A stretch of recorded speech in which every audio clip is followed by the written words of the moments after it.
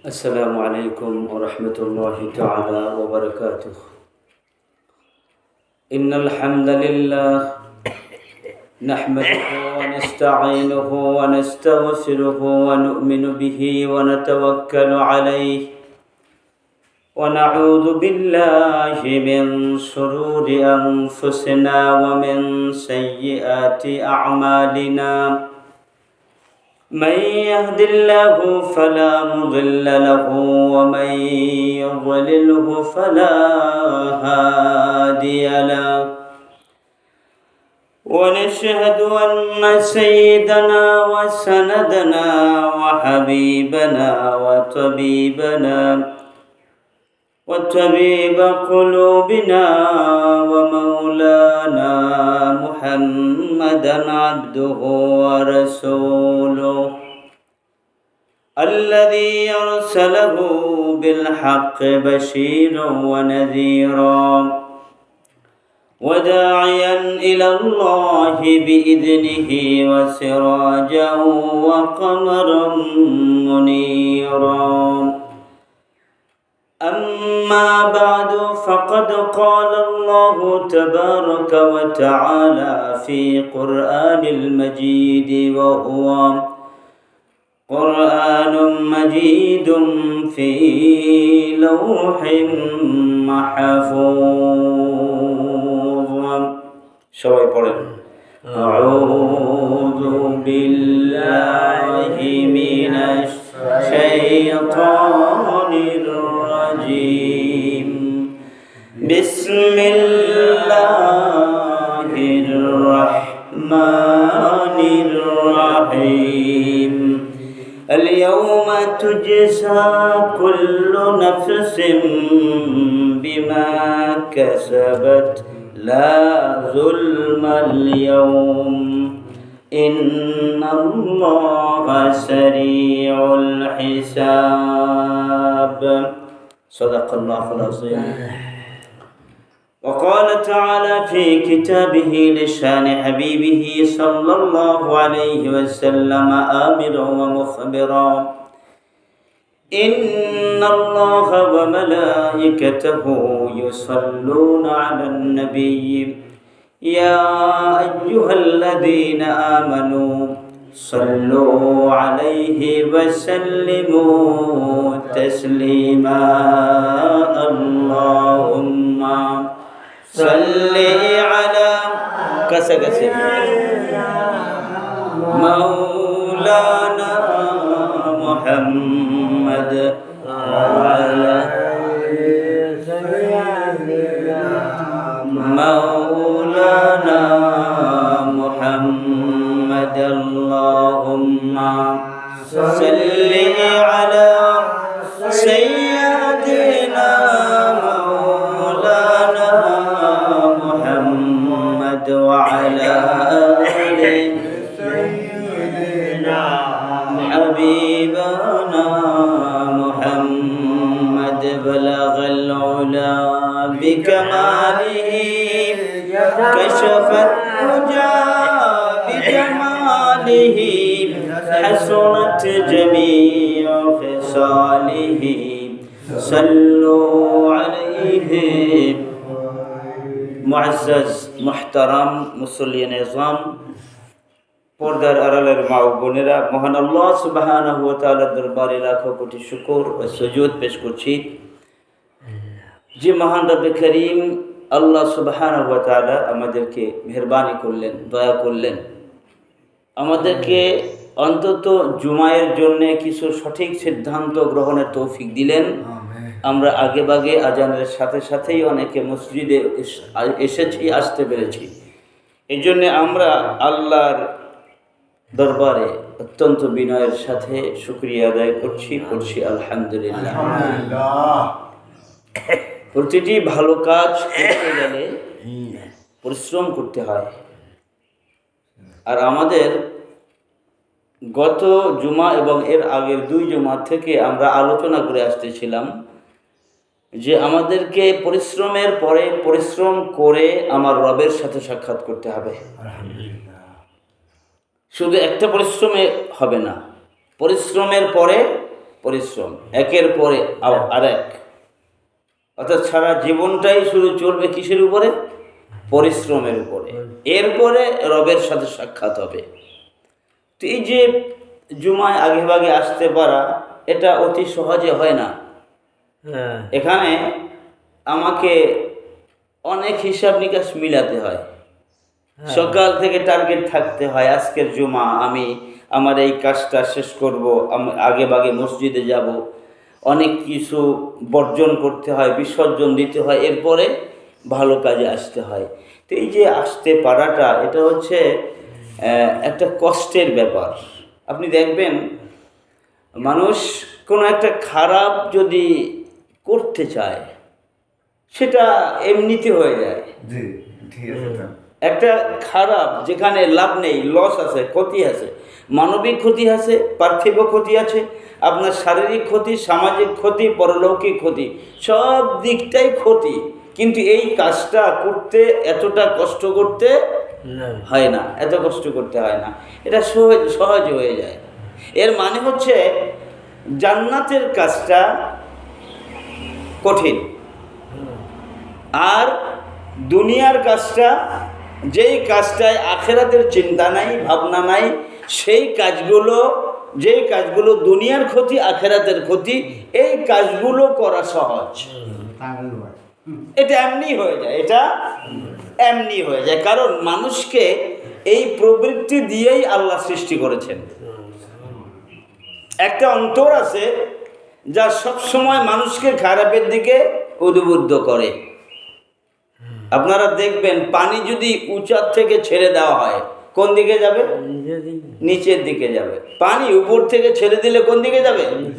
নিচের দিকে যাবে। কুল্লু শাইইন ইয়ারজিউ ইলা আসলিহি, প্রতিটি জিনিস প্রত্যাবর্তিত হয় নিম্নের দিকে, আসলের দিকে। তাহলে মানুষকে সৃষ্টি করা হয়েছে ভুলের মধ্য থেকে। কিসের মধ্য থেকে? ভুলের। কথা বলবেন, কিসের মধ্য থেকে? ভুলের মধ্য থেকেই মানুষকে সৃষ্টি করা হয়েছে। আমাদের প্রথম মানুষটি ভুল করেছেন না করেন নাই? আদম ভুল করেছেন না? কি করেছিলেন? আল্লাহর আদেশকে তিনি বুঝতে পারেন নাই। আল্লাহর আদেশকে তিনি বুঝতে পারেন নাই। বুঝতে তার মানে যতটুকুন বোঝা তার প্রয়োজন ছিল, অতটা তিনি বুঝতে পারেন নাই। এবং দ্বিতীয়ত ওয়াসওয়াসা বা প্ররোচনার মাধ্যমে, এবং বোঝাটা পূর্ণাঙ্গ ছিল না, যার কারণে তিনি ফল খেয়ে ফেলেছিলেন। এই জন্যে মানুষ স্বভাবত মানুষ অন্যায়ের দিকে ধাবিত হয়। তাকে যদি ন্যায়ের দিকে আসতে হয় তাহলে পরিশ্রম করতে হয়, কিন্তু অন্যায়ের দিকে যেতে গেলে পরিশ্রম করা লাগে না, এমনি চলে যাওয়া যায়। আপনি আপনার ছেলেটাকে ছেড়ে দেন, আপনার ছেলেটা কি করবেন? আপনার 14-15 বছরের ছেলেটাকে ছেড়ে দেবেন। জানবেন না, জানতে চাইবেন না, কোথায় আছে আপনি জিজ্ঞেস করবেন না, নিয়ন্ত্রণ করবেন না, জবাবদিহিতার আওতায় আনবেন না, তার খোঁজ খবর নেবেন না। আপনি বছর 2 পরে দেখবেন যে তার আঙুলের ফান্দায় কে বলেন? সিগারেট। কে বসে আছে এমন আড্ডায় যেখানে ভালো মানুষ থাকে না, এমন ছেলেদের সাথে চলছে যে ছেলেগুলো ভালো না। কিন্তু আপনার এই 2 বছর আগে আপনার ছেলেটা খুবই ভালো ছিল। খুবই কি ছিল? কথা শুনতো, পাশে বসতো, মাঝে মধ্যে মসজিদে যেত, ওয়াজ নসিহত শুনতো, কোরআন কিতাব পড়তো, মক্তবে যেত। এই ছেলেটাকে আপনি একটু ছেড়ে দিয়েছেন 2 বছরের জন্য। 2 বছরের মাথায় গিয়ে দেখবেন তার আঙুলের ফাঁকে সিগারেট, আর সে বসে আছে এমন পরিবেশে যেই পরিবেশটা ভালো নয়। তাহলে আপনি আপনার ছেলেটাকে যদি নিয়ন্ত্রণ না করেন, এমনিতে ছেড়ে দেন, সে ভালো হবে না খারাপ হওয়ার সম্ভাবনা বেশি? খারাপ হওয়ার সম্ভাবনা বেশি। এই জন্য ভালো হতে হলে পরিশ্রম করতে হয়, কষ্ট করতে হয়, এরপরে আপনার পরিণাম ভালো হবে। আল্লাহ পাক আমাদেরকে বোঝার তৌফিক দান করুন। আমরা এই আলোচনাগুলো 2-3 জুমা থেকে করে আসছিলাম যে আল্লাহ পাক যাকে চান অনেক কষ্টের মধ্য থেকে তাকে সহজের পথ দেখান। সুবহানাল্লাহ। অনেক কষ্টের মধ্য থেকেও কিসের পথ দেখায়? সহজের পথ দেখায়। আবার আল্লাহ যাকে চান না তাকে অতি সহজের মধ্যে রেখেও তাকে কষ্টের দিকে আস্তে আস্তে ধাবিত করেন। আপনি কথাটা বুঝতে একটু কষ্ট হবে। পৃথিবীতে অনেক মানুষ আছে দিন খায় দিন আনে, নুন আনতে পান্থা ফুরায়, অসুখ একটা গেছে আরেকটা গেছে, বিপদ একটা গেছে আরেকটা তার সামনে, একটা যাওয়ার সাথে সাথে আরেকটা এসে হাজির। বুঝেন নাই? এরকম কষ্ট করে করে তার জীবন অতিবাহিত হয়। আল্লাহ বলেন আমি তার জন্য সহজ রাস্তা তার সামনে রেখে দিয়েছি। সুবহানাল্লাহ। তার সামনের রাস্তাটা কি হবে? সহজ। এর মানে হচ্ছে এই কষ্টের দুনিয়াটাই যদি সে এই বিপদ আপদ বালা মুসিবত এগুলোকে সহ্য করে যদি সে এই কষ্টের পথটাকে অতিক্রম করতে পারে না, এইভাবে আমি তার আখিরাতের পথটাকে সহজ করে দেব। সুবহানাল্লাহ। আল্লাহ রাব্বুল আলামিন বলেন আউযু বিল্লাহি মিনাশ শাইতানির রাজীম ওয়ালানাবলুওয়ান্নাকুম বিশাইইম মিনাল খাউফি ওয়াল জু'i ونقص من الأموال والأنفس والثمرات وبشر الصابرين. سبحان الله. ولنبلونكم ولا نبلون তিনটা কসম। কয়টা কসম? কে করছেন? আল্লাহ। জোরে বলেন কে করছেন? আল্লাহ। কয়টা কসম করছেন? তিনটা। আল্লাহর কসম করা লাগে? আল্লাহ কোনো কিছু বলতে গেলে কসম করা লাগে? আল্লাহ অনেকবার অনেক জায়গায় বিভিন্ন নামে বিভিন্ন জিনিসের উপরে কসম করেছেন। এই আয়াতটার শুরুতেই আল্লাহ কসম করে আয়াতটা শুরু করেছেন। এটা আল্লাহর কথা। কার কথা? আল্লাহ। আমি এখন যা বললাম এটা কার কথা? আল্লাহ তার কথা বলতে গিয়ে তিনটা শপথ দিয়ে কথা শুরু করেছেন। এটাকে ওয়ায়ে কাসমিয়া বলা হয়, শপথ। লা লা শব্দ অক্ষরটি শব্দের প্রথমে ব্যবহার করা হয় শব্দটিকে কঠিন বা দৃঢ় বোঝানোর জন্য।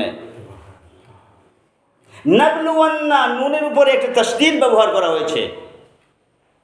শব্দের মধ্যে যদি নুনে সাকিলা বা তাসদীদ যুক্ত নুন আসে তাহলে শব্দটাকে শক্ত করে বোঝানোর জন্য এই নুনটা ব্যবহার করা হয়। তাহলে কয়টা কসম? তিনটা।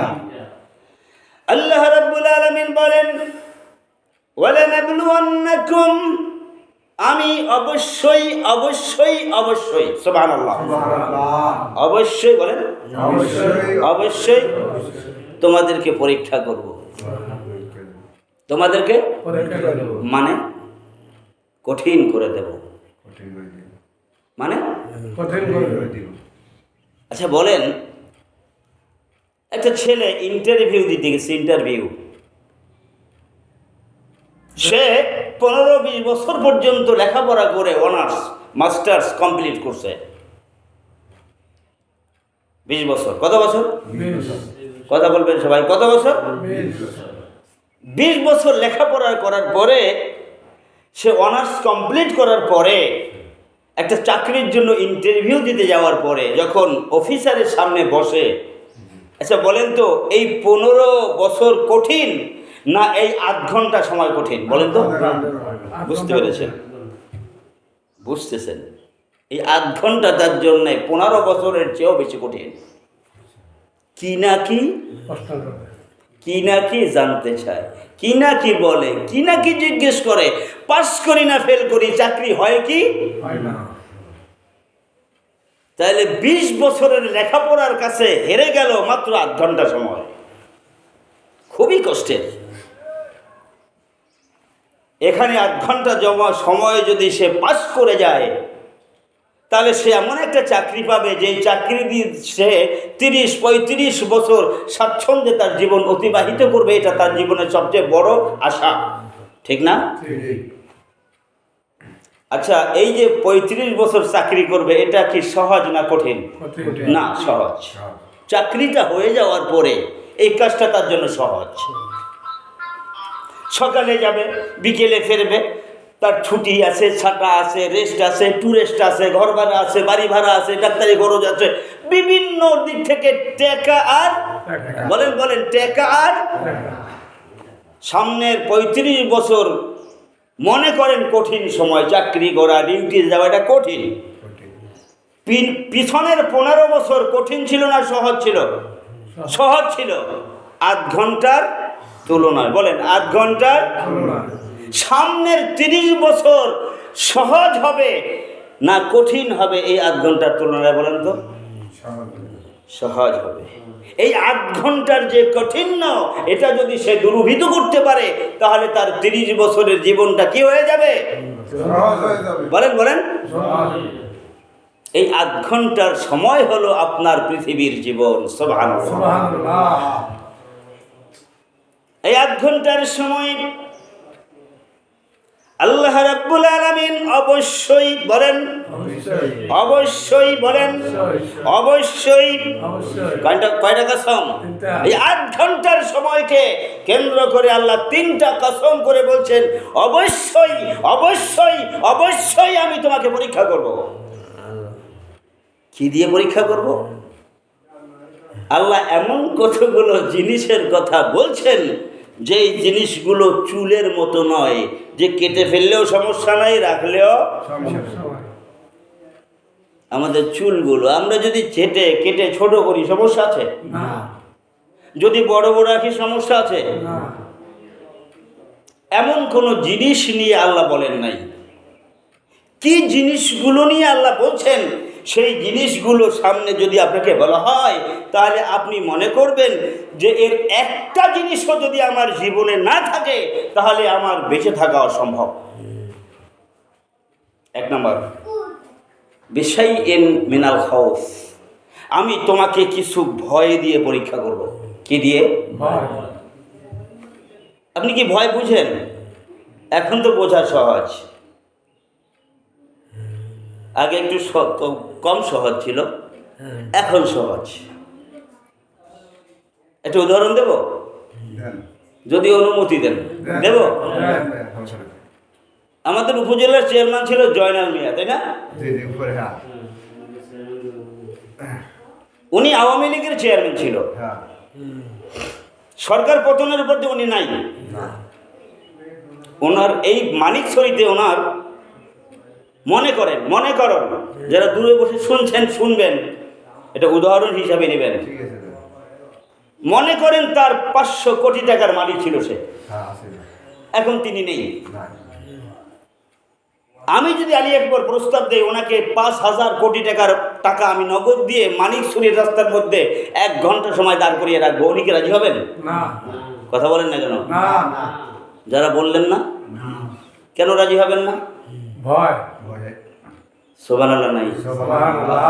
আপনি কি বুঝেন না?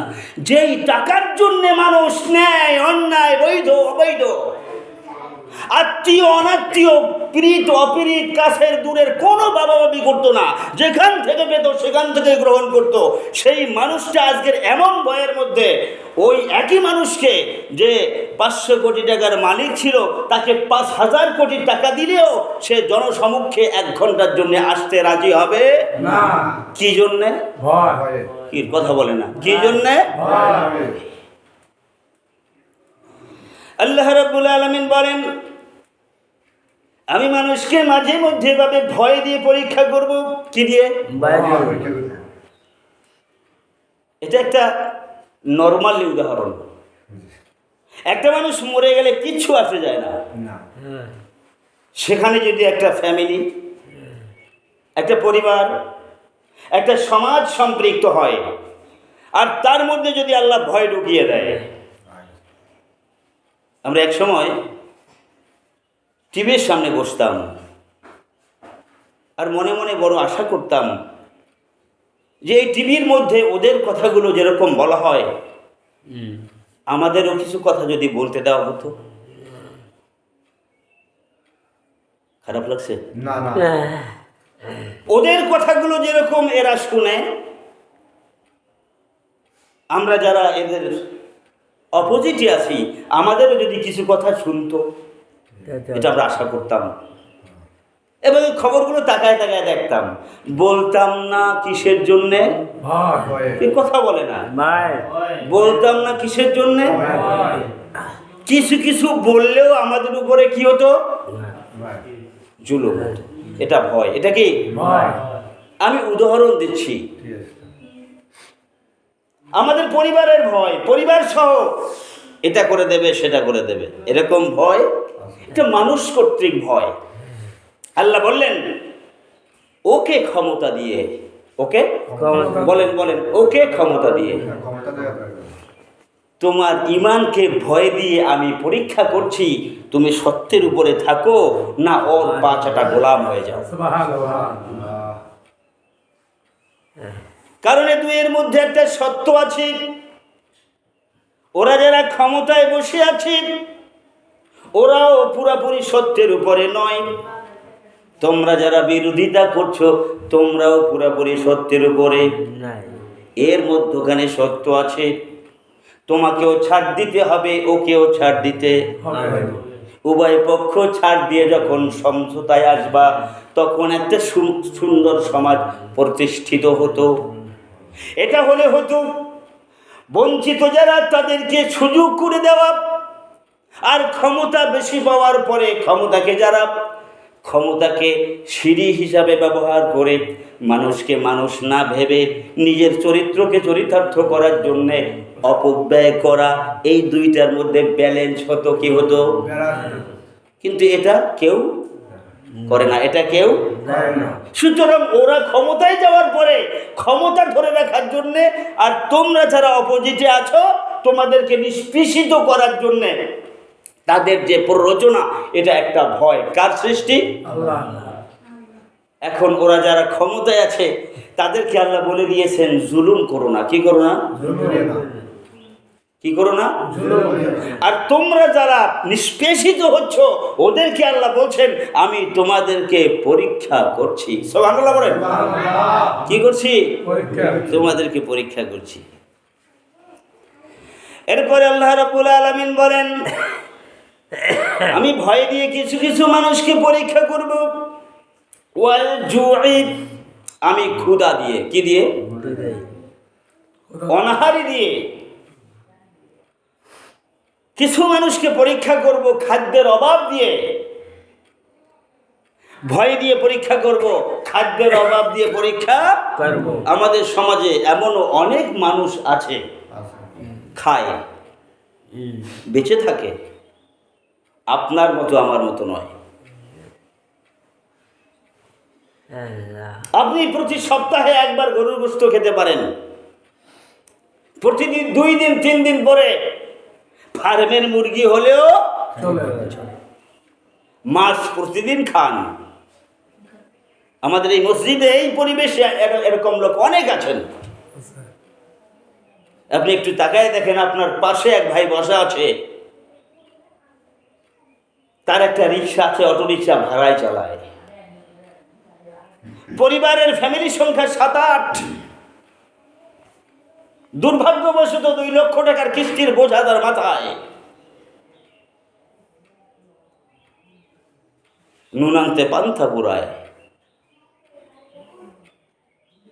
আল্লাহ রাব্বুল আলামিন তার পরিবারটাকে ক্ষুধার্ত রেখেছেন। আল্লাহ বলেন আমার পক্ষ থেকে পরীক্ষা 2 জনের জন্য। কয় জনের জন্য? যেই পরিবার ক্ষুধার্ত তার জন্য পরীক্ষা, আর এই ক্ষুধার্ত পরিবারের পাশে যারা আছে তার জন্য আমি আল্লাহ পরীক্ষা দিয়েছি। তার জন্য কি পরীক্ষা? প্রিয় নবী মুহাম্মদুর রাসূলুল্লাহ সাল্লাল্লাহু আলাইহি ওয়াসাল্লাম বলেছেন যে এক ব্যক্তি পরিপূর্ণ আহার করে ঘুমিয়ে গেল, অথচ তার বাড়ির পাশের একজন অর্ধাহার অনাহার অবস্থায় রাত অতিবাহিত করছে, আল্লাহর কসম সে আমার দলভুক্ত নয়, সে আমার উম্মত নয়। সুবহানাল্লাহ।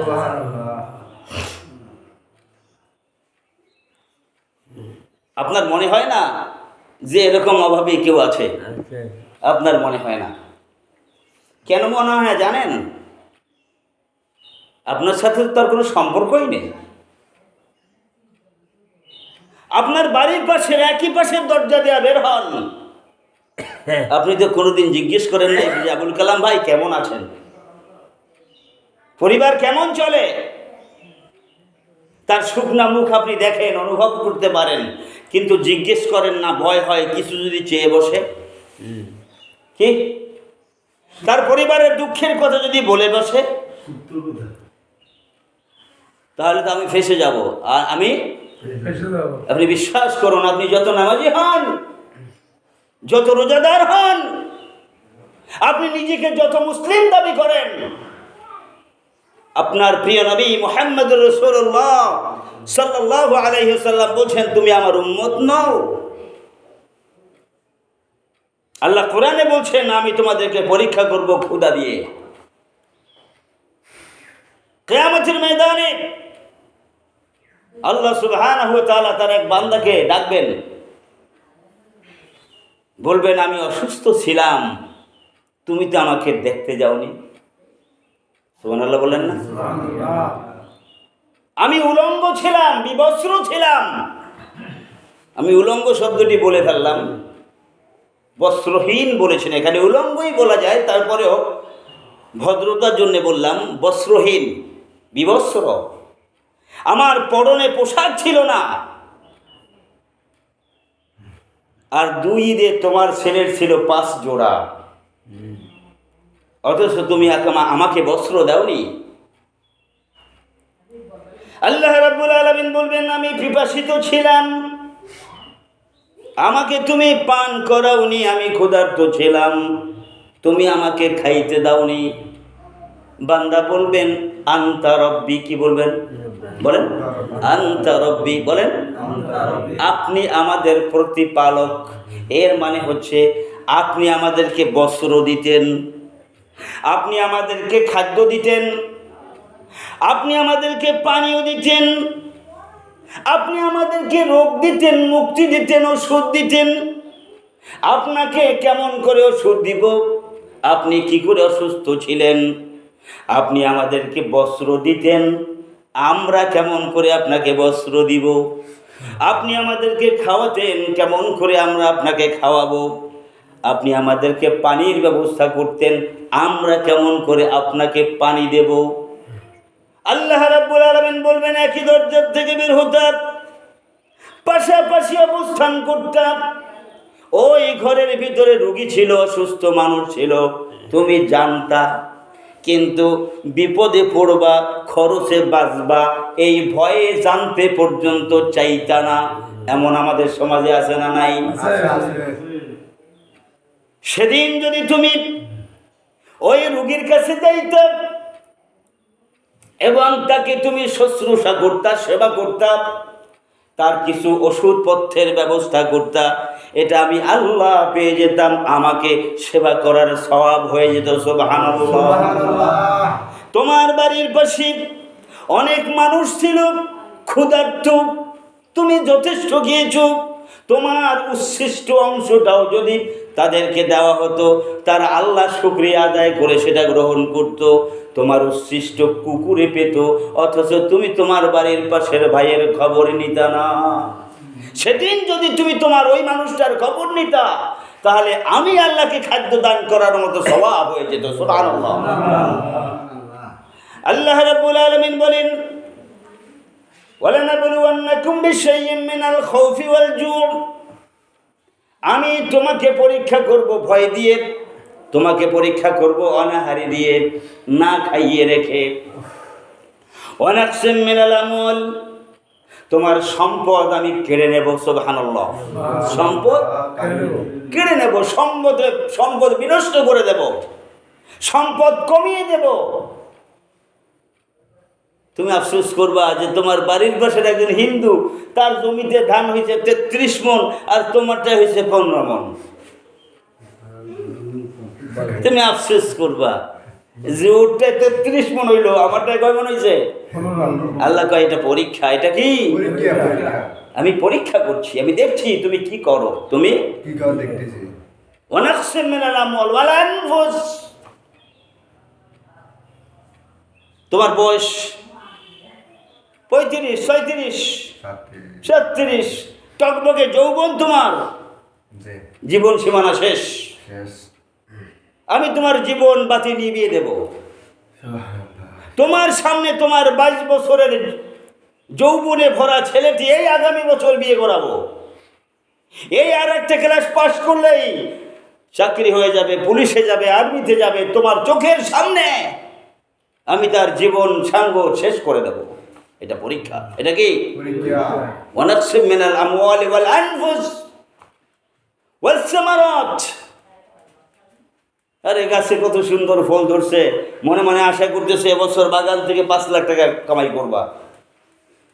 সব চেষ্টা করেছো, দেখা গেল টিকে নাই ফল, 2 লাখ টাকা হয় নাই। এটা পরীক্ষা। এটা কি? এইগুলো করে এই পরীক্ষার মধ্যে পড়ে এরপরে যারা ন্যায়ভাবে, কিভাবে এই পরীক্ষাগুলোর মধ্যে পড়ে যারা ন্যায়ভাবে সঙ্গতভাবে জীবন যাপন করতে পারবে, এদেরকে বলা হয় ধৈর্যশীল। বলেন কি বলা হয়? হে নবী, এই সমস্ত মানুষদেরকে আপনি সুসংবাদ দিন, কারণ তারা ধৈর্যশীল। কারণ তারা এখন আপনাকে ধৈর্যশীল হতে হলে প্রথম যে পুঁজিটা আপনাকে থাকতে হবে, সেই পুঁজিটার নাম হচ্ছে ঈমান। বলেন ঈমান। ঈমান ছাড়া আপনি যতই পরীক্ষায় পড়েন, যা কিছু হোক, ঈমান যদি না থাকে তাহলে বুঝতে হবে এটা পরীক্ষা নয়। এটা পরীক্ষা। পরীক্ষা তখন হবে যখন কি থাকবে? ঈমান থাকবে। কি থাকবে?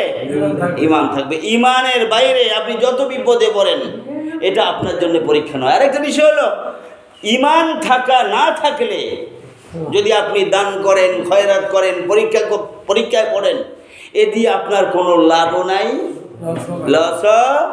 কারণ আপনার কি নাই? মূল পুঁজি নাই। মূল পুঁজি কি? এক দেশে দেখেছেন, এক চিনেন সবাই, এক চিনেন না? এক, আপনি এক লেখার পরে তার বাম দিকে শূন্য বসাবেন, এই শূন্যের কোনো দাম আছে? আচ্ছা, কিচ্ছু নাই, শুধু 1 কোটি শূন্য লেখা আছে, এই শূন্যের কোনো দাম আছে? কেন দাম নাই? কারণ অঙ্ক ছাড়া, সংখ্যা ছাড়া, অঙ্ক মানে সংখ্যা, সংখ্যা মানে অঙ্ক, অঙ্ক ছাড়া, সংখ্যা ছাড়া শূন্যের কোনো দাম। কারণ শূন্য কোনো সংখ্যা, কথা বলেন, শূন্য কোনো সংখ্যা নয়। শূন্য তখন সংখ্যা হয় যখন সে অঙ্কের ডান দিকে বসে। কোন দিকে বসে? একের সামনে বসবে, সে পিছে বসবে না। আপনার অঙ্কের সামনে শূন্য বসলে এই শূন্য সংখ্যায় পরিণত হয়, কিন্তু অঙ্কের বাম দিকে শূন্য বসলে অথবা অঙ্ক ছাড়া শূন্য বসলে সেই শূন্য সংখ্যা নয়। আপনি, আপনার ঈমান নাই, আপনি দান করেন, এটা সামাজিক কাজ হতে পারে, কিন্তু এই ঈমান দিয়ে আপনি জান্নাত অথবা জাহান্নাম, মাপ পাওয়া অথবা জান্নাতে যাওয়া, এটার সিদ্ধান্ত হবে না। আপনি দুনিয়ায় একজন ভালো মানুষ হয়তো হতে পারে।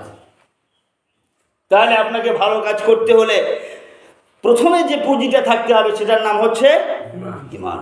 এখন বলা হলো যে এই ঈমান হচ্ছে পৃথিবীর কোনো পরিচয় নয়। অবশ্য বোঝা যায়, চেনা যায় ঈমানদারদেরকে, কিন্তু এই পুঁজিটা কাজে লাগবে কোন দিন? আল্লাহ পাক বলছেন। যারা পারেন আমার সাথে পড়েন আজকের আয়াতের অর্থ। আল-ইয়াওমা তুজজা কুল্লু নাফসিন বিমা কাসাবাত।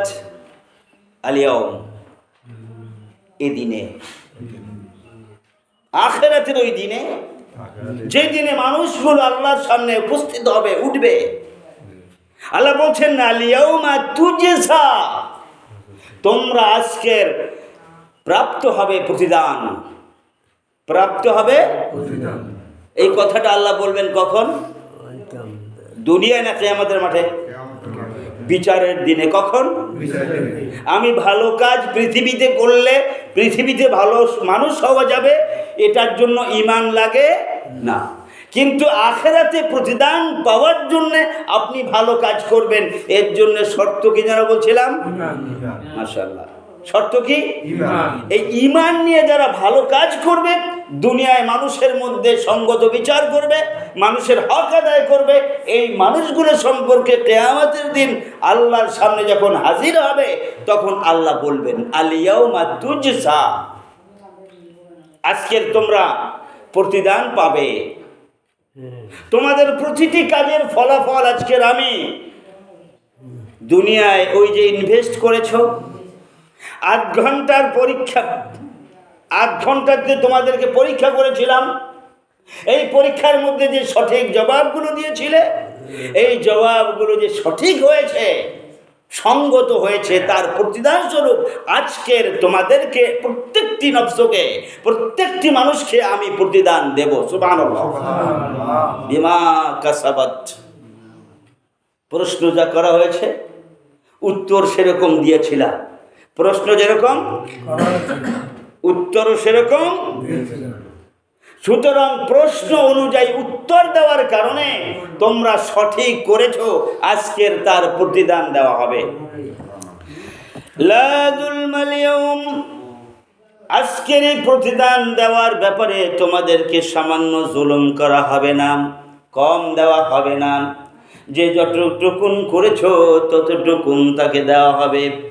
তুমি যদি ভালো কাজ 1 কেজি পরিমাণ করো, আমি 1 কেজি পরিমাণ তোমাকে প্রতিদান দেব, বরং সব বাড়িয়ে দেব, কিন্তু কম দেওয়া হবে না, কম দেওয়া হবে না।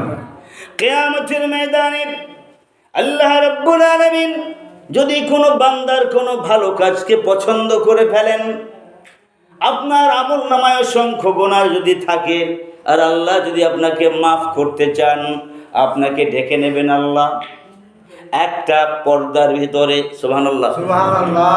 আপনাকে আল্লাহ ডেকে নেবেন একটা পর্দার ভিতরে। আপনার আমলনামাকে আল্লাহ জিজ্ঞেস করবেন, বান্দা তোমার আমলনামায় তো জিনার গুনাহ দেখা যায়, করেছো কি?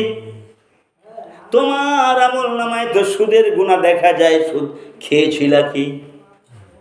বান্দা বলবেন, আল্লাহ আমি তো ভুল করে ফেলেছি। সুবহানাল্লাহ, সুবহানাল্লাহ। আল্লাহ রাব্বুল আলামিন বলবেন, বান্দা তুমি যেহেতু স্বীকার করেছো, ভুল করেছো, আমি গফফার হয়ে তোমার এই গুনাহগুলোকে ক্ষমা করে দিলাম। সুবহানাল্লাহ। আপনার ঈমান থাকতে হবে সলিড, শিরকি থাকবে না, কুফরি থাকবে না, আপনি অন্যের হক নষ্ট করবেন না। এরকম যদি হয়, আপনার আমলনামায় যদি কিছু খারাপ কাজও থাকে, আল্লাহ রাব্বুল আলামিন বলবেন, আমি এই বান্দাকে একটা পর্দার আড়ালে নিয়ে তাকে প্রশ্ন করব। বান্দা ভয়ে কম্পমান থাকবে, নিজের ভুলগুলো স্বীকার করবে। আল্লাহ রাব্বুল আলামিন বলবেন, বান্দা আমি দেখলাম, তোমাকে ক্ষমা করে দিলাম। সুবহানাল্লাহ, দেখলাম, তোমাকে পুঁজি থাকবে, থাকতে হবে কয়টা? একটা। ঈমান কি? ঈমান হচ্ছে আল্লাহর সাথে কুফরি করা যাবে না, শিরিক করা যাবে না, অন্যের হক নষ্ট করা যাবে না। এটা না করে আল্লাহর ইবাদতে, আল্লাহর আদেশ নিষেধে যদি কোনো ঘাটতি থাকেও, আর আল্লাহ যদি ক্ষমা করতে চান, শর্ত হচ্ছে আল্লাহ যদি ক্ষমা করতে আন্দাজে করলে হবে না। আমি বসে থাকবো তা নয়, আমি আল্লাহ যেহেতু ক্ষমা করতে চাইবেন, ক্ষমা করতেও পারেন, এজন্য আমি গুনাহ করে যাব না, বিষয়টা এরকম না। জীবনের চলার পথে বাঁকে বাঁকে অনেক ভুল হবেই। প্রথমেই বলেছিলাম, বাবা আদম আলাইহিস সালাম কি করেছিলেন? ভুল করেছিলেন। এই জন্যই তো মানুষকে বলা হয় নিসিয়ান, ইনসান, ভুলে যাওয়া। এরপরে আল্লাহ বলছেন, ইন্নাল্লাহা সারিউল হিসাব, আল্লাহ মানুষের হিসাবগুলো নিতে অত্যন্ত দ্রুতগামী, অতি তাড়াতাড়ি আল্লাহ পাক হিসাব নিতে সক্ষম।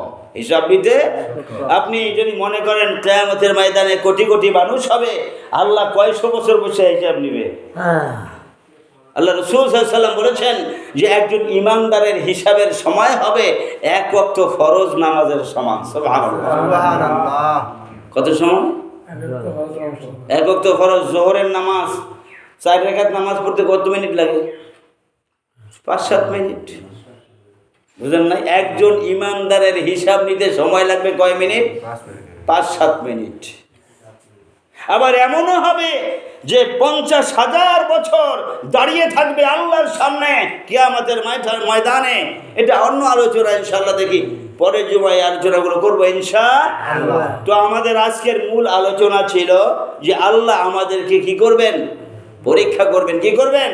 আমাদের পদে পদে কষ্ট দিয়ে, ক্ষুধা দিয়ে, অনাহার দিয়ে, ভয় দিয়ে, ভীতি দিয়ে বিভিন্ন কায়দায় আমাদেরকে ঈমানের পরীক্ষা নেবেন। এরপরে আমাদেরকে কি করতে হবে? পাস করতে।